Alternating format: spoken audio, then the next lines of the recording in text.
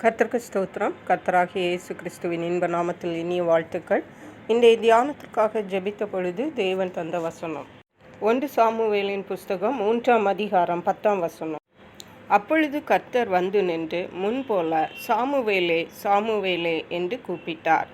அதற்கு சாமுவேல், சொல்லும், அடியேன் கேட்கிறேன் என்றான். நம்முடைய கர்த்தராகிய இயேசு கிறிஸ்து நம்மிடத்தில் பேசும் ஆண்டவர். அவர் ஜீவனுள்ள தேவன். அவர் நம்மோடு பேசுகிற தேவனாயிருக்கிறார்.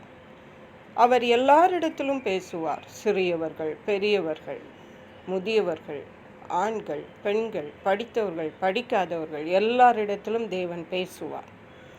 அப்படியாகத்தான் பழைய பாட்டின் காலத்திலே சாமுவேல் தீர்க்கதரிசியின் காலத்தில் சாமுவேல் சிறு பிள்ளையாக ஏலி என்ற தீர்க்கதரிசியின் இடத்திலே தேவனுடைய ஆலயத்திலே இருந்த பொழுது ஒரு நாள் இந்த ஏலியும் சாமுவேலும் தூங்கிக் கொண்டிருந்தார்கள் அந்த தேவாலயத்தில்.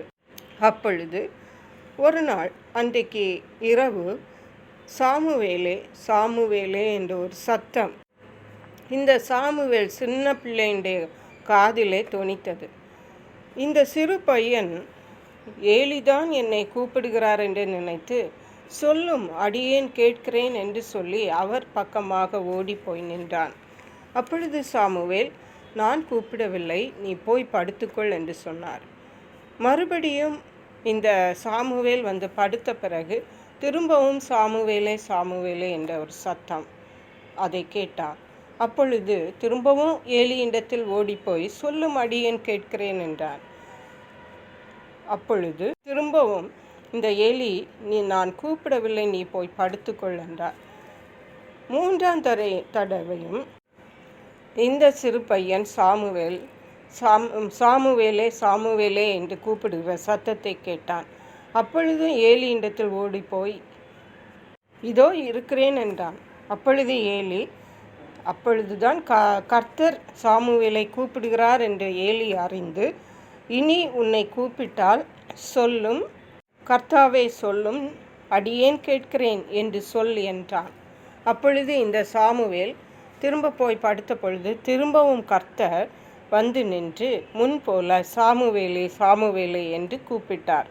அப்பொழுது இந்த சாமுவேல், கர்த்தாவே சொல்லும், அடியேன் கேட்கிறேன் என்று சொன்னதை பார்க்கிறோம். அப்பொழுது இந்த சின்ன சாமுவேலிடத்திலே இந்த பெரிய தேவன் பேசினார். எதை குறித்து பேசினார் என்றால், இஸ்ரவேல் தேசத்திலே தேவன் செய்ய போகிற காரியங்களையும், ஏலியின் குடும்பத்துக்கு விரோதமாக தேவன் செய்ய போகிற காரியங்களையும் இந்த சிறு பையனிடத்திலே தேவன் பேசினார். ஹல்லேலூயா. ஏன் தேவன் இந்த ஏலி சிறு பையனிடத்தில் பேசினார் என்றால், தேவன் எல்லாரிடமும் பேச முடியாது. அவருடைய பிள்ளைகளாக அவருக்கு உண்மையாக இருக்கிறவர்களிடத்தில் தான் தேவன் பேசுவார். அவருக்கு பிரியமானவர்களிடத்தில் தான் தேவன் பேசுவார். அவருடைய திட்டத்திற்கு உட்பட்டவர்களிடத்தில் தான் தேவன் பேசுவார். சவுலை பவுலாய் மாற்றின போது சவுலிடத்தில் தேவன் பேசினார். அருமையான கர்த்தருடைய பிள்ளைகளை, இன்றைக்கு நாமும் கர்த்தரிடத்தில் பேசுகிற ஒரு பழக்கம் இருக்க வேண்டும். கர்த்தருடைய சத்தத்தை நாம் அறிகிற ஒரு உணர்வு நமக்கு இருக்க வேண்டும். தேவன் வசனங்களின் மூலமாக பேசுவார். சில வேளைகளிலே தேவன் சொப்பனங்களின் மூலமாக பேசுவார், தரிசனங்களின் மூலமாக பேசுவார். நம்முடைய உள்ளான இருதயத்தின் ஆழத்திலே மெல்லிய குரலிலே பேசுவார்.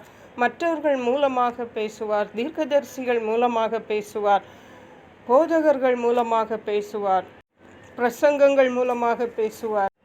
இவைகளெல்லாம் தேவன் நம்மிடத்தில் பேசுகிறார் என்று நாம் புரிந்து கொண்டு தேவனுடைய சத்தத்தை நாம் பகுத்தறிந்து அவருடைய ஆலோசனைகளையும் அவருடைய சத்தத்தையும் கேட்டு அதற்கு கீழ்ப்படிவோமானால் நிச்சயமாகவே தேவன் நமக்கு பெரிய காரியங்களை செய்வார். நம்முடைய வாழ்க்கை வெற்றிகரமாக இருக்கும். இம்மையிலும் மறுமையிலும் நாம் ஆசீர்வதிக்கப்பட்டவர்களாக இருப்போம். கர்த்தருடைய சத்தத்தை கேட்கும்படியான கிருபைகளை நமக்கு தருவாராக. ஜெபிப்போம். எங்களை கிருபையை நேசித்து பாதுகாத்து வழி நடத்துகிற எங்கள் அன்பின் தகப்பனே, ஆசீர்வதிக்கப்பட்ட இந்த நல்ல நாளுக்காக நன்றி. இந்த வேளையிலும் கர்த்தர் எங்களோடு பேசுகிற தேவனாய் இருக்கிறபடியால் நன்றி. கர்த்தருடைய சத்தத்தை நாங்கள் கேட்கும்படியான கிருபைகளை தாருங்க, அதன்படி செய்ய கிருபை தாருங்க. மீட்பரும் இரட்சகருமாகிய இயேசு கிறிஸ்துவின் இன்ப நாமத்தில் ஜெபிக்கிறோம் எங்கள் அன்புள்ள பரமபிதாவே. ஆமென். God bless you.